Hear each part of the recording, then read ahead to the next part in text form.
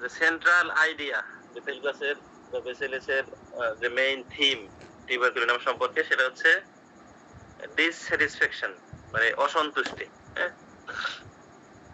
এটা আমরা সবাই জানি যে টিউবারকুলিনামের অন্যতম কেন্দ্রীয় চরিত্র বা প্রধান কেন্দ্রীয় চরিত্র হচ্ছে তাদের অসন্তুষ্টি, মানে কোনো কিছুতেই তারা তুষ্ট থাকে না বা তুষ্ট না।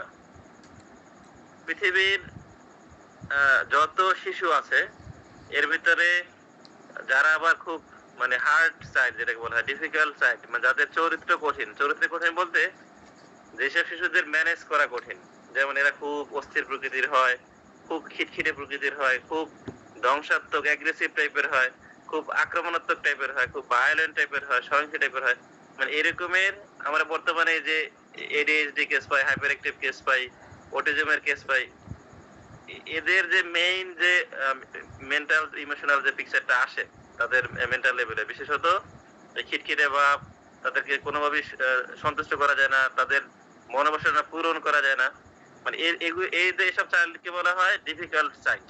হ্যাঁ, এই পৃথিবীতে যত শিশু আছে তার ভিতরে আবার যত ডিফিকাল্ট চাইল্ড আছে এদের ভিতরে মোস্ট ডিফিকাল্ট চাইল্ড হলো টিউবারকুলিনাম। তার মানে হচ্ছে টিউবারকুলিনাম হচ্ছে পৃথিবীর সবচেয়ে কঠিন চরিত্রের শিশু।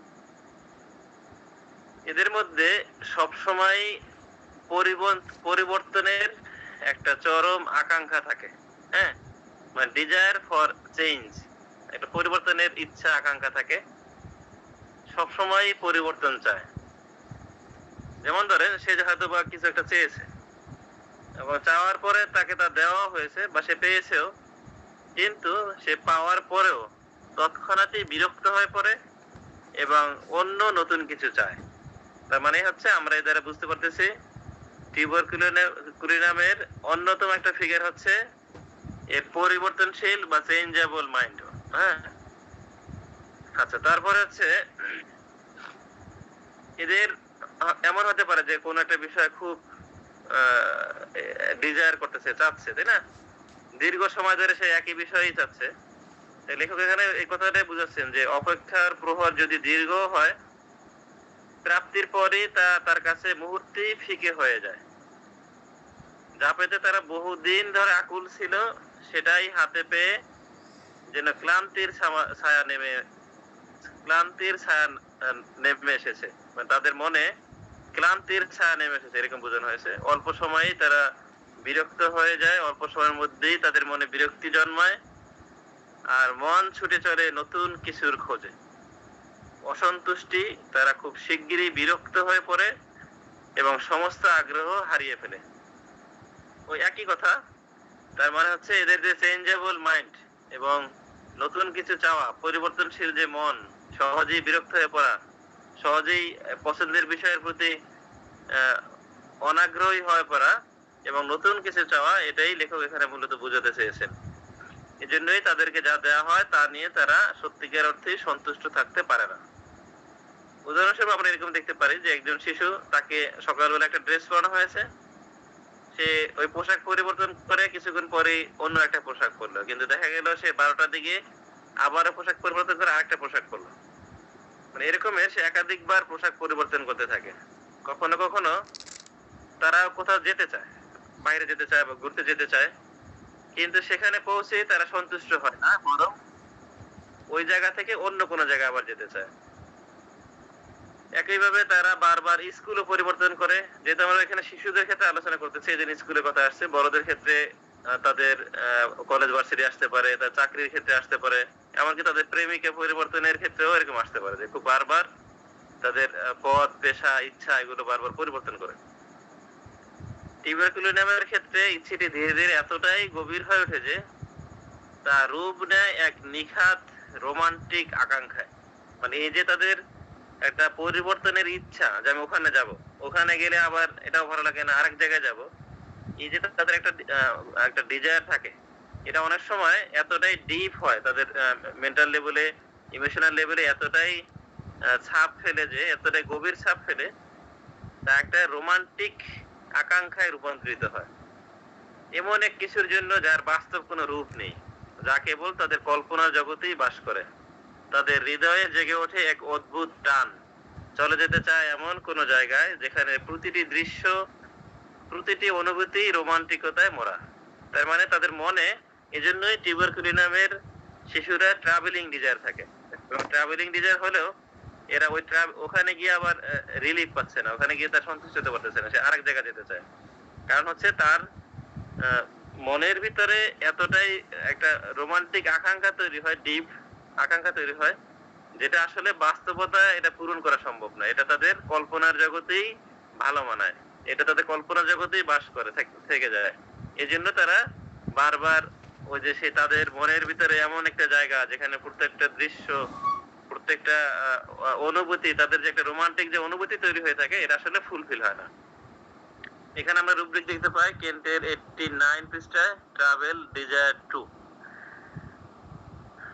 আচ্ছা, তারপরে এরা মনে করে বড় হলে একদিন তাদের জীবনের সবকিছু বদলে যাবে এবং সেই দিনের জন্য অন্তর থেকে আকুলতা অনুভব করে। কখনো কখনো টিউবারকুলিনাম শিশুরা অন্যদের সুখ শান্তি দেখে রাগান্বিত হয়ে পড়ে। রাগের বশে দামি এবং সুন্দর সুন্দর জিনিসপত্র ধ্বংস করে ফেলে। বিশেষ করে এরা পা দিয়ে মারিয়ে ভেঙে ফেলে। ব্রেক থিংস, এখানে রুব্রিক হচ্ছে কেন্ট পৃষ্ঠা 10। ব্রেক থিংস ডিজায়ার টু, একটা হচ্ছে ডিস্ট্রাকটিভনেস।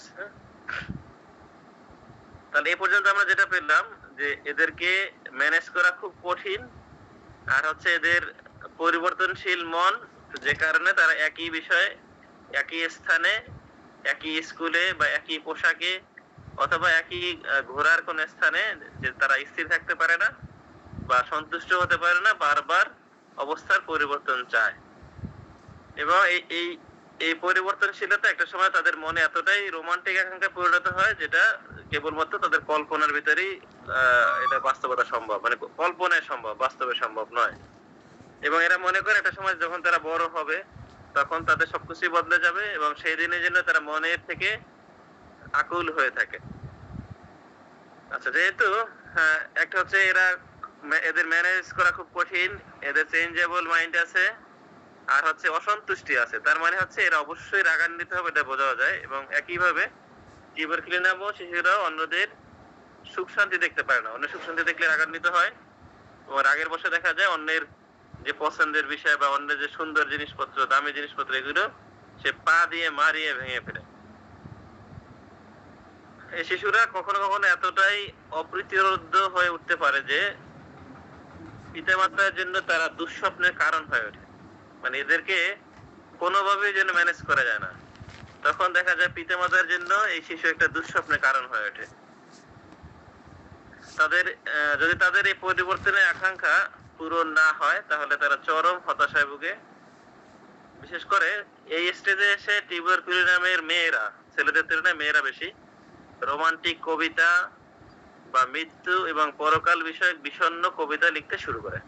মানে টিউবারকুলিনামের আমরা যে পড়ি যে এরা আর্টিস্টিক হয় সাধারণত, এন্টিম ক্রুডের মতো। এখানে মূলত বিষয়টা হচ্ছে এই যে অসন্তুষ্টি থেকে একটা সময় তাদের এই যে চেঞ্জেবল মাইন্ড, এটা যখনই পূরণ হচ্ছে না, না হওয়ার কারণে একটা সময় এরা হতাশা ভোগে। এই হতাশার এই স্টেজে এসে বিশেষ করে টিউবারকুলিনামের মেয়েরা রোমান্টিক কবিতা বা পরকাল সম্বন্ধ সম্পর্কে বিষণ্ণ, মানে দুঃখের ভারাক্রান্ত কবিতা লিখতে শুরু করেন। টিউবারকুলিনামের চেনার আরো একটি বিশেষ উপায় আছে, সেটা হচ্ছে এদের প্রায় ঠান্ডা এবং সর্দিতে ভুগে। পুরাতন কাশি থাকতে পারে, খুব সহজে এদের ঠান্ডা লাগে। কখনো কখনো এদের কাশি দিনভর থাকে, কিন্তু এদের কাশি খুব একটা জটিল প্রকৃতির নয়। মানে জটিল প্রকৃতির নয় যেমন সেটা বোঝানোর ক্ষেত্রে বোঝানো হচ্ছে, যেমন ড্রোসেরার কাশির কথা যদি আমরা বলি, তারপরে যদি এন্টিমটারের কথা আমরা বলি যেখানে লাংস খুব আক্রমণ হয়। কিন্তু এখানে মূল বিষয়টা হচ্ছে এখানে মানে কাশিটা অত ডিপ হয় না, মানে খুব যে একবারে ফুসফুসে বড় কোনো প্যাথোলজি তৈরি করে শিশুদের ক্ষেত্রে ওরকম না, কিন্তু তাদের কাশিটা লং লাস্টিং থাকে, এটা বোঝানো হয়েছে। মানে আবার যেমন ধরি আমরা যদি আরেকটু উদাহরণ দিই, যেমন ফসফরাসের ক্ষেত্রে নিউমোনিয়া খুব দ্রুত হয়ে যায় ফসফরাস পেশেন্টদের ক্ষেত্রে, এরকম। কিন্তু দেখা যায় টিউবারকুলিনামের ক্ষেত্রে কাশিটা দীর্ঘদিন থাকে, খুব সহজেই ঠান্ডা লাগে, সর্দি লেগেই থাকে, একটু 19-20 হলেই তাদের ঠান্ডা লেগে যায়, ঠান্ডা সারতেই চায় না, দিনভর কাশি থাকতে পারে। কিন্তু এটা ওই টাইপের জটিল কাশি নয়, এটা বোঝানো হয়েছে। টিউবারকুলিনাম শিশুরা অনেক সময় বিদ্বেষপূর্ণ আচরণের হয়, তারা তাদের মায়ের মুখের দিকে ফিরে ইচ্ছাকৃতভাবে কাশি দেয়, মানে যে তাদের কাশি হচ্ছে কিন্তু কাশিটা দিবে আরেকজনের মুখের দিকে ফিরে, যাতে মানে আরেকজন কষ্ট পায়। বিষয়টা হচ্ছে এরকমের।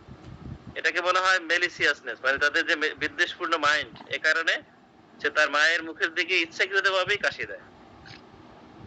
টিউবারকুলিনাম শিশুরা রাতে ঘুমের মধ্যে দাঁত কিরমির করে বা দাঁত কটকট করে, ওই যে টিথ গ্রাইন্ডিং টিথ, এই লক্ষণটি অন্যান্য ওষুধের চেয়ে টিউবারকুলিনামে সবচেয়ে বেশি শক্তিশালী রূপে পাওয়া যায়। মানে গ্রাইন্ডিং টিথে আরো বেশ কিছু মেডিসিন আছে, কিন্তু টিউবারকুলিনামে হলো সবচেয়ে বেশি শক্তিশালী।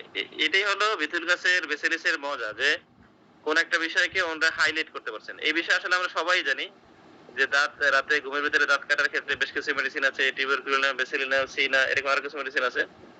কিন্তু টিউবারকুলিনামকে হাইয়েস্ট পাওয়ার যে দেওয়া যায়, এটা ওনারা খুব ভালোভাবে পারছেন। এটাই হচ্ছে এই বইয়ের মানে মৌলিক একটা বিষয়। আচ্ছা, যাই হোক, এছাড়া অ্যাকিউট রোগের সময়, যেমন জ্বর, অন্যান্য যে কোনো অসুস্থতা, এর সময় যদি রাতে ঘুমের অবস্থায় অথবা দিনের বেলাও ঘুম অবস্থায় যদি দাঁতে দাঁত কাটে, সেক্ষেত্রেও টিউবারকুলিনাম একটি বড় মেডিসিন। এখানে গ্রাইন্ডিং টিথের ক্ষেত্রে ডিফারেন্সিয়েট করতে হবে। এক নম্বর হচ্ছে বেলাডোনা। বেলাডোনাও দাঁত কাটে বা দাঁতে গ্রাইন্ড করে, সেটা হচ্ছে সাধারণত এরা দিনের বেলায় করে। হ্যাঁ, বেলাডোনার ক্ষেত্রে আমরা পাই ডে টাইমে, আর এস্টামোনিয়ামের ক্ষেত্রে আমরা পাই বিশেষ করে অন্ধকারে বা রাতে, অথবা এরা যখন রাগান্বিত হয় তখন দাঁতে দাঁত কাটে বা দাঁতে খুব কিরমির করে। আর সিনার ক্ষেত্রে আমরা যেটা পাই সেটা হচ্ছে যদি কৃমিজনিত সমস্যা থাকে, তখন তারা এই দাঁতে দাঁত কাটে। বুঝতে পারছেন? তাহলে এখানে ডিডি করা দাঁত কিরমির করে, এস্টামোনিয়াম অন্ধকারে এবং খুব রাগান্বিত হলে তখন, আর সিনার ক্ষেত্রে আমরা একই সাথে পেশেন্টদের ক্ষেত্রে কৃমির সমস্যা পাবো। মানে কৃমিজনিত কাটাতে পারবেন শিশু নাক ঘষে প্রচন্ড ভাবে এবং ঠোঁট খুঁটে একই সাথে, মানে একই সাথে বলতে দুইটা একই পেশেন্টে পাওয়া যেতে পারে। সেই ঠোঁটের কামড়া ফুটে অরাম ট্রিফাইলামে। অসংখ্য ধন্যবাদ। জি, কমন বলছে। আচ্ছা, এখানে আমরা তাহলে দাঁত কিরমিরের ক্ষেত্রে বেলাডোনা, এস্টামোনিয়াম, সিনা, টিউবারকুলিনাম চারটা পেলাম। এদের রাতের বেলা খুব ঘাম হয়। এই রাতের ঘামের বিষয়টা সেটা হলো খেয়াল রাখবেন, যে যাদের টিউবারকুলোসিস হয় মানে টিবি হয়, টিবির ক্ষেত্রে কিন্তু একটা বিশেষ বৈশিষ্ট্য হচ্ছে যে ঘুষঘুষে জ্বর সেরে আসে, জ্বর যেতেই চায় না, হঠাৎ করে উচ্চ জ্বর হয় বিশেষ করে রাতের বেলা, এবং ঘামের প্রচন্ড ঘাম হয়, ঘামে টোটাল বিছানা ভিজে যায়, ঘামের পরে প্রচন্ড দুর্বল হয়ে পড়ে, ওজন হ্রাস পেতে থাকে এবং কাশি থাকে, দীর্ঘদিন কাশির সাথে রক্ত আসতে থাকে, এরপরে টিবি টেস্ট করলে টিবি ধরা পড়ে। তো টিউবারকুলিনামের ক্ষেত্রে এই পিকচারটা টোটালি আছে এবং শিশুদের ক্ষেত্রে আমরা এটা পেতে পারি।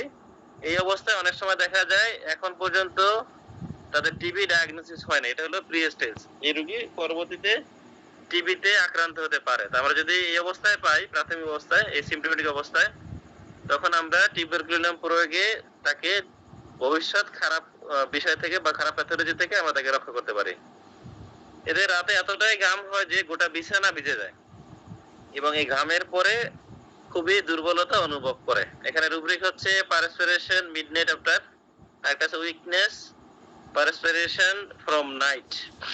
আচ্ছা, তারপরে এদের জ্বর সাধারণত সন্ধ্যায় শুরু হয়, ভোর 5টা পর্যন্ত থাকে, ওই যে টিবি পেশেন্টদের মতো সন্ধ্যায় শুরু হয়, রাতে সারা রাত থাকে আর কি। আচ্ছা, ভয়ের বিষয়ের ক্ষেত্রে হচ্ছে টিউবারকুলিনাম সাধারণত কুকুর ভয় পায়, এদের বিড়ালের প্রতি অ্যালার্জি থাকে, অথবা তারা বিড়াল কিংবা বিড়ালের লোম অপছন্দ করে, মানে বিড়ালের যে পশম এটা তারা একদমই সহ্য করতে পারে না, কারণ হচ্ছে বিড়ালের প্রতি তাদের অ্যালার্জি থাকে। কখনো কখনো এরা বিড়ালের লোম ধরলেও তাদের শরীরে অ্যালার্জি শুরু হয়ে যেতে, যেমন হাঁচি, কাশি ইত্যাদি শুরু হয়ে যেতে পারে। তবে এরা ঠান্ডা দুধ খুব পছন্দ করে। আচ্ছা, ঠান্ডা দুধ পছন্দ করে এমন মেডিসিন কি বলতে পারবেন? রাস্টক্স। আরেকটা আরেকটা।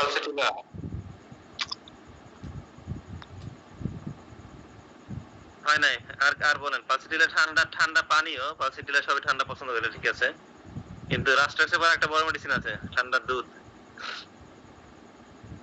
ফসফরাস।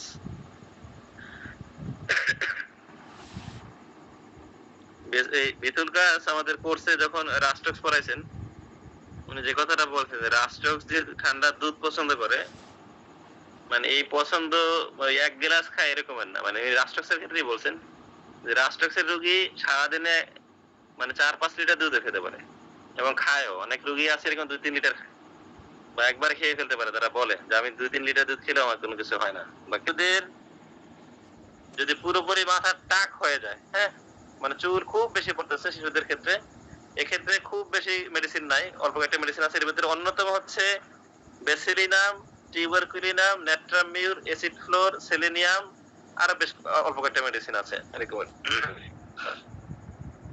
আমাদের খুকুমনি আপা ওনার একটা কেস বলছিলেন, বাচ্চার চুল খুবই পাতলা, একদম থিন, একদম চিকন চুল, সিল্কি চুল, পাতলা পাতলা উঠে যায় খুব সহজেই। উনি নেট্রামিউর দিয়ে সম্ভবত এক ফলো আপই মাথায় চুল ভরে গেছিল, এরকম একটা অবস্থা। কিছুদিন আগে আমি একটা কেসে দিয়েছিলাম, যদি এসিড ফ্লোর কি এসিড ফ্লোরে দিছি, টোটাল মাথার টাক, মানে টোটালি চুল নাই একেবারে, টোটাল অ্যালোপেশিয়া, ওটা কি বলে শহীদুল্লাহ স্যার বলতে পারবেন? টোটাল মাথার টাক মেডিকেল টার্ম এরিয়াটা তো হলো মাস্ক ই হয়, অ্যালোপেশিয়া কি বলনেস, হচ্ছে অন পার্টিকুলার রিজন থেকে, আর হচ্ছে বোল্ডনেস দেখো বলনেট না, ব্যালনেস তো ঠিক আছে, অ্যালোপেশিয়ার টার্মটা কি? অ্যালোপেশিয়া ড্যাশ টোটালিস, অ্যালোপেশিয়া টোটালিস দেখতে হবে। টোটালি হলে তো তখন তার অ্যালোপেশিয়া হবে না, হয় স্যার, দাঁড়ান একটু দেখি। অ্যালোপেশিয়া এর ফলে তখন হবে না, টোটালি টাক হয়ে গেছে কি, ব্যালনেস আছে কিন্তু এটারই এটা টার্ম আছে, টার্মেতে স্পট হলে অ্যালোপেশিয়া। আর আছে অ্যালোপেশিয়া টোটালিস, আমি ঠিকই বলছি, যে আন্দাজে বলছি ঠিকই আছে। Alopecia totalis is a condition where a person experiences complete loss of hair on the scalp. আর এরিয়াটা হলো নির্দিষ্ট একটা এরিয়ায় পড়া আর কি, যেটা আমরা সহজে বুঝি। যাই হোক, সোজা কথা আমরা যেটা টাক বলি বাংলায়, তেল তেলে টাক, ওরকম একটা শিশু পাইছি কিছুদিন আগে। তো এটি কমপ্লিট বোল্ডনেস বা টোটাল অ্যালোপেশিয়া, এটা হচ্ছে যে পুরো মাথা টাকায় দেওয়া, আর একটা হচ্ছে যে যখন পুরো মাথার চুল পড়ে যায় সেটাকে অ্যালোপেশিয়া টোটালিস। এই হচ্ছে তিনটা। জি, এটাই জানতে চাইছিলাম।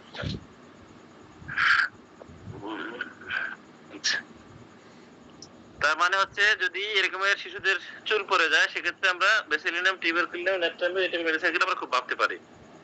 আচ্ছা, তারপরে এদের প্রিয় খাবার, টিউবারকুলিনামের প্রিয় খাবার হচ্ছে ফ্যাট, এমনকি এরা অন্যদের প্লেট থেকে নিয়েও চর্বি খেয়ে ফেলতে পারে। আর কোন মেডিসিন আছে? বড় একটা মেডিসিন আছে আরো, ঠিক আছে। ঠিক আছে। আর অপছন্দ sulphur, sulphur, nitric acid, tuberculinum.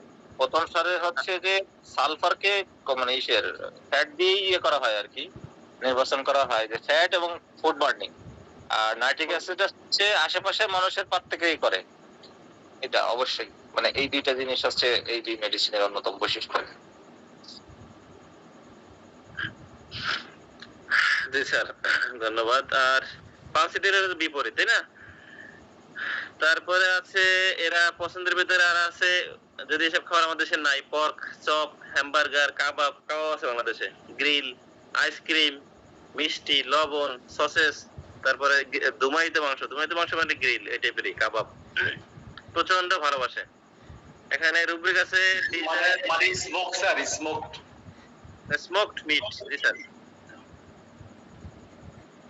Smoked meet বলতে স্যার কি বুঝায়? স্মোকড মিট তো যে কাবাব, স্মোক, জি স্যার, ওটাই বলা হয়েছে। এগুলো খুব পছন্দ করে। আর এদের অপছন্দ বা অ্যালার্জি খাবার হচ্ছে গরুর দুধ। আমার একটা স্টুডেন্ট ছিল, স্টুডেন্ট হলো, একটা কেস বলি সংক্ষেপে। ওর ঢাকা থাকা অবস্থায় আমি ওকে পড়াতাম যখন টিউশন করতাম। তো ভান্ডারিয়ারি পরবর্তীতে এখানে যখন পোস্টিং হলো, আমি যখন ওরে পড়াতাম, ও তো সময় পিছিয়ে ছিল, ওর চোখের সমস্যা ছিল, চোখের পাওয়ারের সমস্যা, এরপরে দেখা দিল ওই যে লেক্রিমাল ডাক্টির অবস্ট্রাকশন, হ্যাঁ, তো একবার ওয়াশ করছে, পরবর্তীতে আবার নালী বন্ধ হচ্ছে, এইভাবে চলতেছিল। পরবর্তীতে বিভিন্ন ওষুধ খাওয়ার পরে দেখা যেত তার কিডনি সমস্যা। কিডনি সমস্যা, এরপরে চিকিৎসা নিল। তা কিডনি সমস্যা যখন ছিল তখন আমার কাছে খুব বলতেছিল যে কি করা যায় কি করা যায়, কিন্তু আমাকে বলতেছে না, আমি এই জন্য চিকিৎসা দিই না। আরেক বিষয় হলো স্টুডেন্ট স্টুডেন্ট না, সরি, ওই সময় আমি প্রগতিতে চাকরি করি। তো আমি পরে ফারুকুল্লাহ স্যারের চেম্বারে ঠিকানা দিছিলাম। তো পরে ওনারা যায় নাই, যায় নাই ভালো করে। তো আমি খুব একটা আগ্রহ দেখাইনি, কিন্তু আমার কাছে খুব মনে হতো এই ছেলেটার যে আমি ওষুধ দিয়ে ঠিক হয়ে যাবে, এরকম মনে হতো। কারণ ওই সময় আমি তার জানতাম সে কোনোভাবেই গরুর দুধ খেতে পারে না। তো যাই হোক, এরপরে তো আমি বাড়ি আসলাম, তারাও ঘটনাক্রমে তাদের ঢাকা বাসাটা ছেড়ে বাসায় চলে আসছেন। তো এখানে আসার পরে একদিন বাসায় গেলাম, ওই সময় বললো তাদের দুঃখের কথা, সেটা হচ্ছে সে কিডনি সমস্যা পরে যে সমস্যাটা হচ্ছে সেটা হচ্ছে তার বাচ্চার অ্যালার্জি সমস্যা এতটাই মারাত্মক ভাবে দেখা দিছে যে টোটালি ঘরের বাইরে বের হইতে পারে না। মানে সে যদি কোনো ক্রমে একদিন স্কুলে যায়, এমনকি সে পরীক্ষা দিতে পারতেছে না, এটা হলো সমস্যা। মানে পরীক্ষা একদিন পরীক্ষা দিলে মানে ওই দিন তার সকল প্রকার প্রোটেকশন নিয়ে আর কি, পারলে বোরকা পরে যায় এরকমের, মাস্ক, হাত মোজা, পা মোজা, মানে 100% প্রোটেকশন নিয়ে বের হইতে হয়। কোনো প্রকার ধুলাবালি গেলেই তার অবস্থা খারাপ, জ্বর চলে আসে, হাঁচি কাশি সর্দি, মানে খুব বাজে অবস্থা। ঢাকা ডাক্তার দেখাইছে, কিছুতে গেছে না, ইন্ডিয়া নিয়ে দেখে এসছে, কিছুই হয় নাই।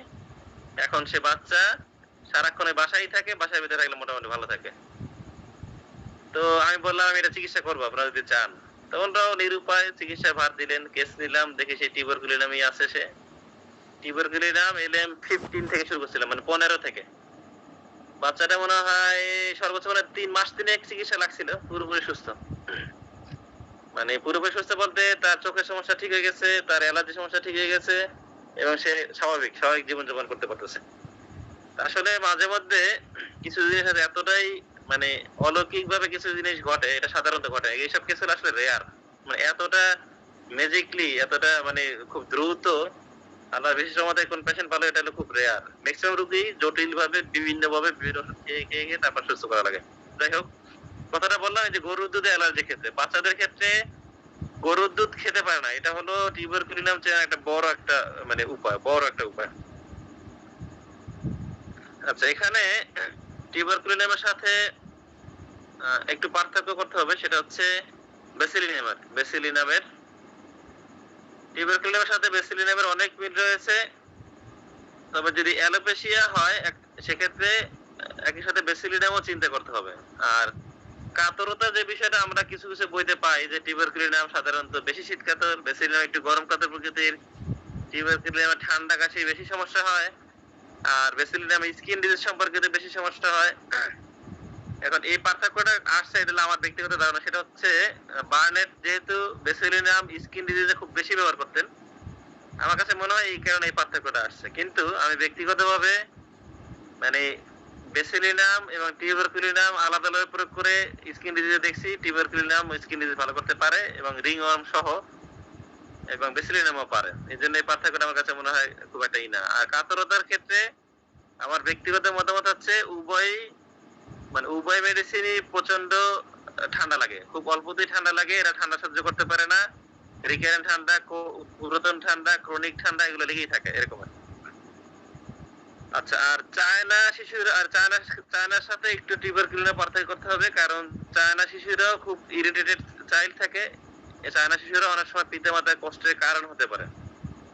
তবে আহ চায়না শিশুদের কষ্টের কারণ হয়, মানে পিতামাতার কষ্টের কারণ হয় আর একটা বড় উপায় হচ্ছে এরা সব ধরনের প্রাণীর প্রতি ভয়, সকল প্রাণীর প্রতি ভয়, এমনকি নিরীহ প্রাণী, মানে যেসব প্রাণী কোনো একটা ক্ষতি করে না, অ্যাগ্রেসিভ টাইপের না, পোষা প্রাণী যেমন, এসব প্রাণীর প্রতিও প্রচন্ড ভয় থাকে। গরুর ভয় বেশি, গরুর ভয়, পাখির ভয়, হাঁস মুরগির ভয়, কবুতরের ভয়, মানে যেগুলো নিরীহ প্রাণী, পোষা প্রাণী, এগুলোর প্রতি চায়না প্রচন্ড ভয় থাকে।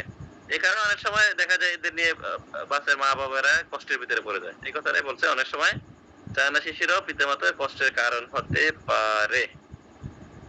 আচ্ছা, এই ছিল মোটামুটি। এখানে আপনারা অবশ্যই অ্যাড করবেন, কারণ যেহেতু টিউবারকুলিনাম মোস্ট ব্যবহৃত একটা মেডিসিন, শিশুদের হোক বড়দের হোক সবার ক্ষেত্রে ব্যবহার হয়।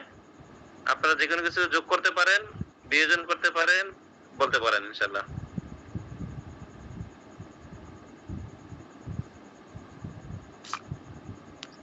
আসসালামু আলাইকুম রাহমাতুল্লাহ। ওয়ালাইকুম আসসালাম। স্যার ওই রোগীটা তো স্যার মানে আপনার যেভাবে বর্ণনা দিয়েছিলেন ওই যে বাচ্চাটা অনেক সিরিয়াস পর্যায়ে ছিল, তো স্যার কিউবার পরিণাম MY15 থেকে কিভাবে কেন শুরু করলেন স্যার, এটা যদি একটু লজিকটা বলতেন। আচ্ছা, হ্যাঁ, আসলে পটেন্সির বিষয়টা মানে খুব জটিল এবং এটা দীর্ঘ আলোচনার বিষয়। আমি অনুরোধ করব আপনি বিথিল কাছে লেভেল অফ হেলথ থেকে পটেন্সি সিলেকশন একটা চ্যাপ্টারই আছে, এটা একটু দেখবেন, তাহলে বুঝতে পারবেন। আর লেভেল অফ হেলথ যদি একটু আইডিয়া থাকে তাহলে আরো সহজ হবে। এটা একটা বিষয়। যেমন কোন রোগীর যদি ভাইটাল ফোর্স খুব স্ট্রং থাকে তখন আমরা সাধারণত হাই পাওয়ার দিতে পারি। এখন কথা, এবং যদি তার লেভেল অফ হেলথ উপরে থাকে মানে ভালো থাকে তার স্বাস্থ্য অবস্থা, এক্ষেত্রে আমরা হাই পাওয়ার দিতে পারি। এখন স্বাস্থ্য অবস্থা তার ভালো আছে এটা বোঝার অন্যতম একটা উপায় হচ্ছে তাদের যে প্রকাশিত সিম্পটোমেটোলজি এবং তার প্যাথোলজি। যদিও সে মারাত্মক প্যাথোলজিতে ভুগতেছিল কিন্তু তার সিমটম গুলো সেই ছোটবেলা থেকে, আমি তো চিকিৎসা করলাম মনে হয় গত বছর, আর গত বছর তার বয়স হবে কত, ক্লাস 7-এ পড়ে না, এটা এরকমই হবে। তার মানে মোটামুটি ভালো একটা সময়, 7-8 বছর সময়। এরপরেও তার সিমটম কিন্তু খুব একটা চেঞ্জ হয় না, সে একই মেডিসিনই আছে। এবং এটা একটা বড় একটা কারণ। আর একটা কারণ হচ্ছে নোসোডের ক্ষেত্রে সাধারণত অনেকেই এলএম পটেন্সি ইউজ করলে হাই পাওয়ার ইউজ করে, এটা হয়ে গেছে আর কি। আমিও সাধারণত এলএম পটেন্সি যদি দেই নোসোডের ক্ষেত্রে সাধারণত 8, 10, 7 এরকম করে শুরু করি আর কি। আমি সাধারণত নোসোড এলএম পটেন্সি ইউজ করি না, যদি করি 8-10 এর নিচে করি না আর কি, এরকম আর কি। আর আরেকটা বিষয় হচ্ছে যখন প্যাথোলজি মানে যদি আপনার খুব অ্যাগ্রেসিভ টাইপের হয়, কষ্টদায়ক হয়, এবং তাদের সিমটম যদি ক্লিয়ার কাট থাকে, মানে আপনি মেডিসিনের সিমটম যদি ক্লিয়ার কাট পান, তখন দেখা যায় হাই শক্তি দিলেও খুব দ্রুত আর কি ভালো কাজ করে, রোগীদের খুব একটা সমস্যা হয় না। বুঝতে পারছেন? এই জন্য হয়তো বা টিউবারকুলিনাম 15 থেকে দেওয়া হয়েছে। আর আরেকটা বিষয় হতে পারে আমার ক্ষেত্রে, এগুলো তো আসলে থিওরিটিক্যাল ব্যাখ্যা, কিন্তু আমি যেটা হচ্ছে সেটা হচ্ছে আমি ব্যক্তিগতভাবে এলএম পটেন্সির নোসোড একটু হাই পাওয়ার থেকে শুরু করি। জি স্যার। স্যার আমি একটু অভিজ্ঞতা শেয়ার করতে চাচ্ছিলাম আর কি। জি স্যার। এটা হলো আমাদের প্রয়াত আলিবুদ্দি স্যার, উনি যখন আমাদের হাসপাতালে চিকিৎসা করতেন তখন আমি ওনার সাথে দীর্ঘদিন ছিলাম আর কি, প্রায় 8 বছর ধরে ওনার কাছে থেকে চিকিৎসা বিষয়গুলো শিখেছি। সেটা হলো উনি দেখতাম যে এরকম জটিল কেস যেগুলো শুরুতেই উনি M/5 বা M/6 বা M/7 দিয়ে শুরু করতেন। প্রথম দিকে আমার বিষয়টা বুঝতে খুব অসুবিধা হতো, তো আমি ঘটনাকে জিজ্ঞেস করেছি, স্যার আপনি শুরুতেই কেন M/6 বা M/5 দেন বা M/8 কেন দেন? তখন উনি বলতেন যে এসব রোগীগুলো সাধারণত মানে অনেক জায়গায় ঘুরে আসে এবং তারা অনেক বেশি ওষুধ খেয়ে আসে, সেই জন্য সাধারণ ওষুধ দিয়ে তাদের আসলে সাধারণ পাওয়ার দিয়ে তাদের এই রোগগুলা সহজে যাবে না, সেই জন্য আমি হাই পাওয়ার দিয়ে চিকিৎসা করি। এটা হচ্ছে ওনার বক্তব্য। এবং ওনার প্রচুর পেশেন্ট আছে, ওনাকে হয়তো অনেকে চিনবেন, ডক্টর আলিবুদ্দিন স্যার, উনি মারা গেছেন আর কি। আর সর্বশেষ ক্লাসে বিতল ক্লাস ওনার একটা অভিজ্ঞতা উনি বলেছে যে ওনার এক বন্ধু মানে আত্মহত্যা করার জন্য উনি ওনাকে ফোন দিছে যে বস আমি আগামীকাল সকালবেলা আত্মহত্যা করব। তো বিতল ক্লাস তাকে বলছে, কতক্ষণ পরে বললো যে তুমি তোমার এই সিদ্ধান্তটা পরবর্তী দিনে সকাল পর্যন্ত যদি কনসিডার করো। তখন ওকে। তখন উনি ওনার যে ওয়াইফকে বলছে যে ওনাকে অরামমেট সিএম দিতে 1 ডোজ, এবং সিএম দেওয়ার পরে তার আত্মহত্যা করার প্রবণতাটা বন্ধ হয়ে গেছে। এটা বক্তব্য হচ্ছে এরকম, যদি কোনো মানুষের ভিতরে একদম কমপ্লিট পিকচারটা পাওয়া যায় তাহলে হাই ডোজ দিয়ে চিকিৎসা করলে বোধহয় খুব বেশি সমস্যা হওয়ার কথা না, এবং রোগ খুব দ্রুত আরোগ্যের দিকে যাবে, ক্ষতি হওয়ার কারণ নেই যদি কমপ্লিট পিকচার আসে, এই আর কি। স্যার এই জায়গাটাই ওই যে 0/15 এর কথা বলছি, এই জায়গায় যদি 0/56 দেওয়া হতো তবুও কাজ হতো, তবে তার সারতে দেরি হতো।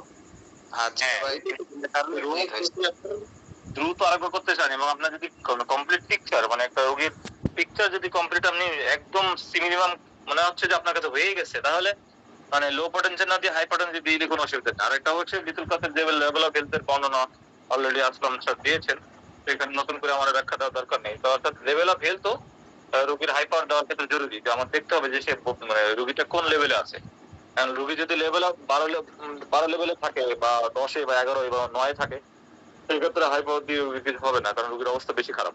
হয়তো উপরের দিকে থাকলে তার হাই পাওয়ারটা দিয়ে তার কাজটা বেশি হয়। এই স্যার এখানে একটা কেস বলি বিতুল গাছের সংক্ষেপে। বিতুল গাছের একটা জ্বরের কেস, ওই বাচ্চাটার মা বাবা দুজনেই প্রফেসর নাকি খেয়াল নাকি দুজনেই অ্যালোপ্যাথ এবং হসপিটালের ডক্টর। তো জ্বর থেকে আরো বিভিন্ন প্যাথোলজি, এনকেফালাইটিস, উমুক তুমুক, মেনিনজাইটিস, এই সেই বগুচি শিশু স্যার শুনছেন কেসটা। ডায়াগনোসিস হচ্ছে, পরবর্তীতে এই মেডিসিন সেই মেডিসিন, তারপর কোনো মেডিসিনে কিছু হচ্ছে না। পরবর্তীতে বেতুল গাছের আন্ডারে কেসটা আসছে। তো বেতুল গাছ অনেক সময় নিয়ে কেস নিয়ে কিছুই পাচ্ছিলেন না। লাস্টে উনি দেখতেছিলেন যে বাচ্চা তার মায়ের বডি টাচ চায়, মানে অলওয়েজ তার মাকে, মানে তার মায়ের অন্তত তার বাচ্চা তার মায়ের একটা হাত রাখে তার বডির উপরে। Carry desire to be carried, ওই যে রুব্রিক যেটা। জি, এই যে একটা মানে তার একটা ফিজিক্যাল কন্টাক্ট চাওয়া, যেটা ফসফরাসের একটা অন্যতম পিকচার। এবং পরবর্তীতে উনি ইউরেকা আর কি, যে ফস পেয়ে গেছি, কারণ হচ্ছে পরবর্তীতে দেখা যায় সবই মিলবে। এখন হচ্ছে বাচ্চার কাশি ছিল, বাচ্চার নিউমোনিয়া হয়েছিল, বাচ্চার কি হয়েছিল সে হয়েছিল, এখন ফসফরাস সবই মিলবে। কিন্তু মূল যে পিকচারটা, যেটা বাচ্চাদের ক্ষেত্রে ফসফরাসকে প্রতিনিধিত্ব করে, তো উনি কিন্তু পরবর্তীতে বাপ মাকে বলতেছে, অফার করছে যে তুমি কি বাচ্চাকে 12 ঘন্টা ভালো করতে চাও না 24 ঘন্টা ভালো করতে চাও? তো ওরা বলছে তুমি কি মজা করো? বলতেছে মজা না, বলো। তো ওরা সম্ভবত 12 ঘন্টা বলছিল। তো 50 ফসফরাস 50 দাও এক গ্লাস। বুঝতে পারছেন? এটা হচ্ছে আসলে মানে রোগীর অবস্থা, ডাক্তারের কনফিডেন্স, সবকিছুর উপর ডিপেন্ড করে পটেন্সি সিলেকশনটা হয়। যেমন আমরা যদি কোন রোগী ওষুধ দিলাম, যখন আমাদের সিলেকশনে মনে হচ্ছে যে না একেবারেই বাজে কোয়ালিটি, তখন আমরা সাধারণত 30 দিই বা এলএম 1 দিই, 2 দিই, কারণ আমরা তখন হলো ট্রায়াল হিসেবে দিই, দেখতে চাই আসলে রোগীর কি অবস্থা। আর যখন দেখি যে না রোগীর হাতেও সময় কম, প্যাথোলজিও একদম ক্লিয়ার কাট সিমটম আছে এখন, তখন উচ্চ শক্তি একটা ডোজ দিয়ে দিলে দেখা যায় রোগী দ্রুত আরোগ্য হয়ে যায়। তবে ওই শিশু যে কথাটা বলছেন, প্যাথোলজি বুঝতেই হবে, লেভেল অফ হেলথ বুঝতেই হবে। যদি এখন অ্যাডভান্স প্যাথোলজি একটা কেস হয়, ক্যান্সার কেস, এখন আপনার কাছে মনে হইলো এনিহাউ মনে হইলো যে না এটা তো ক্লিয়ার পিকচার অফ ফসফরাস, আপনি 50 দিলেন, এতে দেখা যায় মারাত্মক অ্যাগ্রাভেশন দেখা দিবে। কারণ হচ্ছে আসলে এই অবস্থা দরকার ছিল ফসফরাস 6। জি স্যার। স্যার আমার একটু কথা ছিল, বলবো? জি স্যার বলেন। স্যার হলো কি, এটা কি ডিসঅ্যাপয়েন্টেন্টের মধ্যে নিতে পারি না। তার ফার্স্ট বেবির থেকে তার খুব ইচ্ছা তার ছেলে হবে, কিন্তু পরপর 3টা মেয়ে হয়ে গেছে। এখন সে মোটামুটি আমাকে একই কথা বলে, আমার ভালো লাগে না, সে খুব অ্যাংজাইটিতে আসছে, বুঝছেন? তো এটা আমরা তো ডিসঅ্যাপয়েন্টেন্টে নিতে পারি না। আমি বললাম যে তোমার এটা কি মনে হচ্ছে যে এই বেবিটা তোমার মেয়ে বাবুটা না হলে ভালো ছিল? অবশ্যই সেটা ফেলেও দিতে চাইছিল। তো এখন সে আসলে খুব ডিপ্রেশনে চলে যাচ্ছে। তো এটা ডিসঅ্যাপয়েন্টেন্টে নিতে পারি না আমরা। এটাকে আমরা ভন্ডামিতে নিতে পারি, ভন্ডামি রুব্রিক। এতে চিকিৎসা আছে মাইর, মানে মেয়ে হয়েছে, এটা হলো আগের কালে। শুনেন আমি আপনাকে বলি আগে, এটা আগের কালে মানুষ যারা অশিক্ষিত কুশিক্ষিত ছিল এদের ক্ষেত্রে কথাটা মানা যায়। কিন্তু আধুনিক শিক্ষার যুগে মানুষ এসে সে যদি তার মেয়ে বারবার মেয়ে হওয়ার কারণে সে ডিপ্রেশনে চলে যায়, এটা চিকিৎসা ওষুধ আছে, তার বড় চিকিৎসা হলো তাকে ভালোভাবে বুঝানো যে না এটা আসলে বলা যায় না, কারণ মানুষের মধ্যে তো ইসলামিক শিক্ষাটা নাই। এটা আসলে, আর তাছাড়া অনেকে মানে আমাদের সমাজে তো নিজেদের থেকে প্রতিবেশীর চুলকানি বেশি থাকে। আবারও মেয়ে হইলো, আবারও মেয়ে হইলো, মেয়েই হইলো, মানে মানুষের মুখ তো বন্ধ করা যায় না। যাই হোক, এটা আমরা ডিসঅ্যাপয়েন্টেড নিতে পারি কিনা। আমি বলছি মেয়েটা যখন ওর ফেলে দিতে চাইছিল, অপারেশন করাইতে চাইছে, তখন আমি বলছি বাচ্চাটা আমাকে দিয়ে দিও, তুমি বাচ্চাটা রাখো, যেহেতু তোমার মধ্যেই আসছে, আমি ইনশাল্লাহ নিয়ে নেবো বাচ্চাটা। মানে না, এখানে তখন সবকিছু আসলে চিকিৎসার যোগ্য না। তবে আপনার কাছে যদি মনে হয়, যেমন একই জিনিস দেখা যাবে 5 জন মানুষ 5 রকমের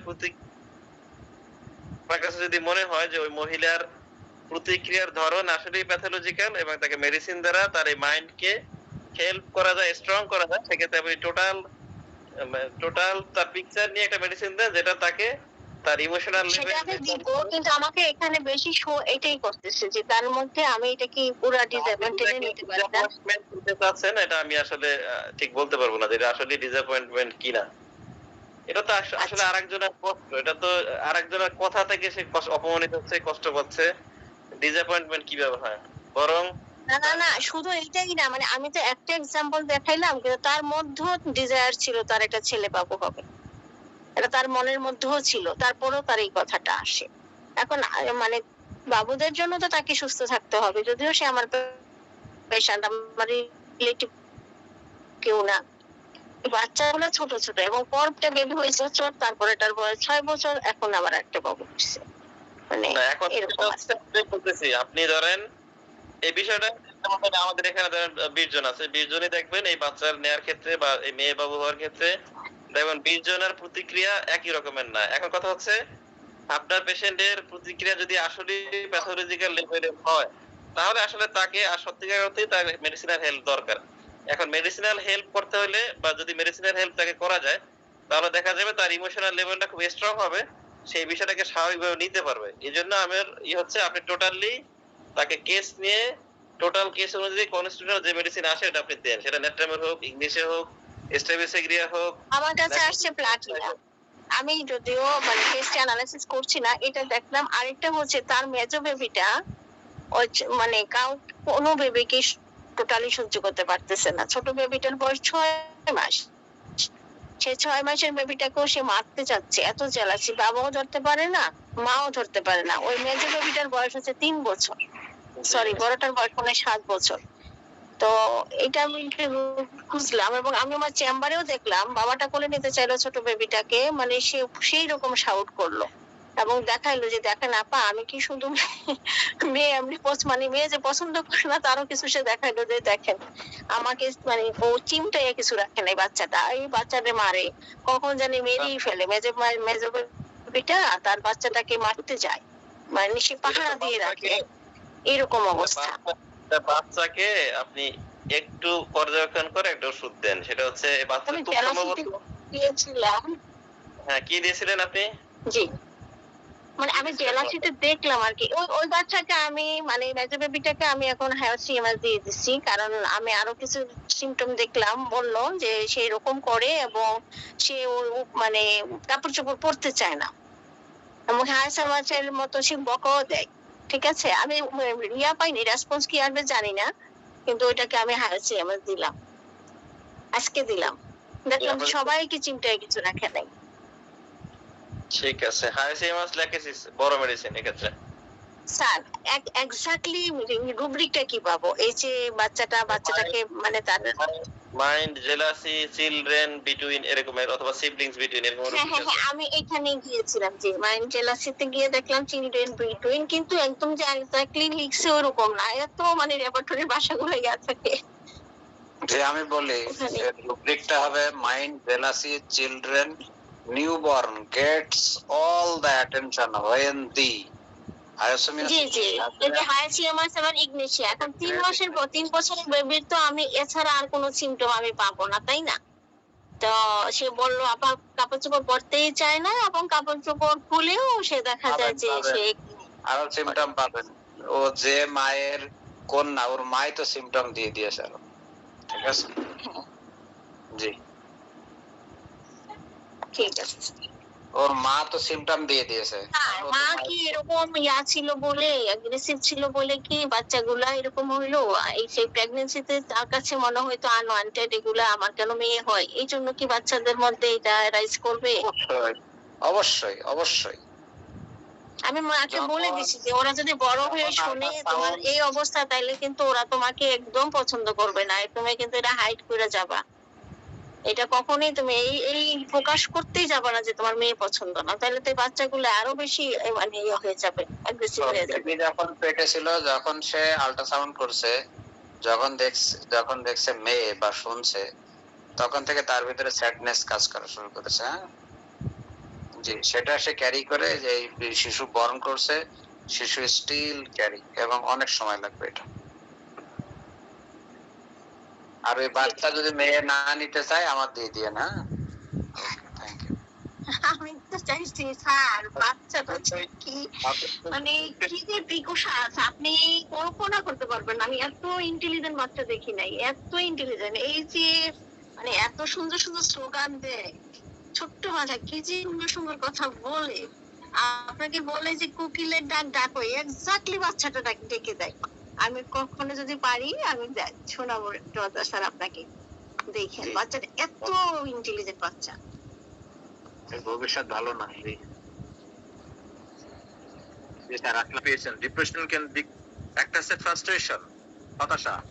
আর একটা ডিপ্রেশন মানে সে দীর্ঘদিন যাবত তার মানে কষ্টগুলোকে সাপ্রেস করেই তার এক ধরনের সমস্যা তৈরি হয়। আপনি এটাকে আসলে কিভাবে বিশ্লেষণ করেন বলেন তো?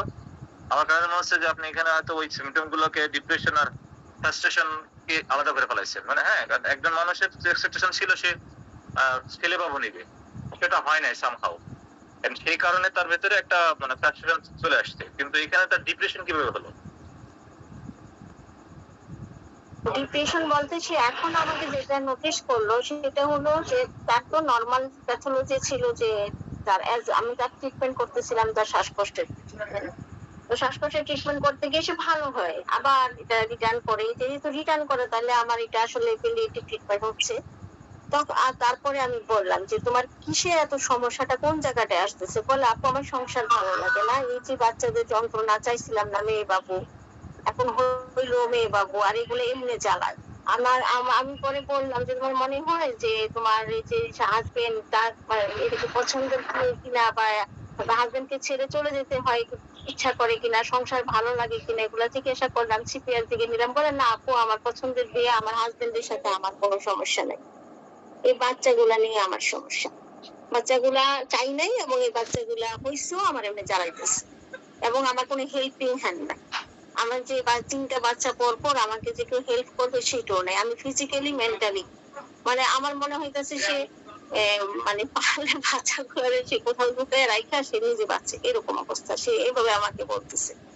তো যে বাচ্চাদের কথা আমি বললাম, এই বাচ্চাগুলোকে যে কেউ পছন্দ করবে, বাচ্চাগুলো খুব কিউট এবং খুবই সুন্দর রেসপন্স করে, কিন্তু দুষ্ট তো হবে, বাচ্চারা তো দুষ্ট হবে, এই আর কি।